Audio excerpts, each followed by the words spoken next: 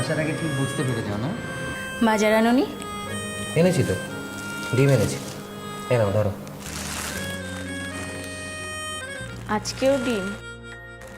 খেতে পারবে তো? হ্যাঁ, আমার তো ডিম খেতে কোনো অসুবিধা নেই।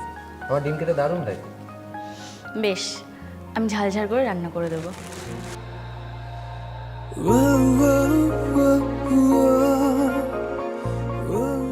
তোমার রোজ রোজ ডিম খেতে অসুবিধা হয় না?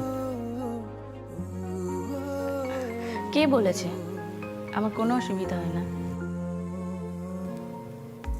কি? কিছু না, বেশি করে ঝাল দেবে কেমন? বেশ। শোনো,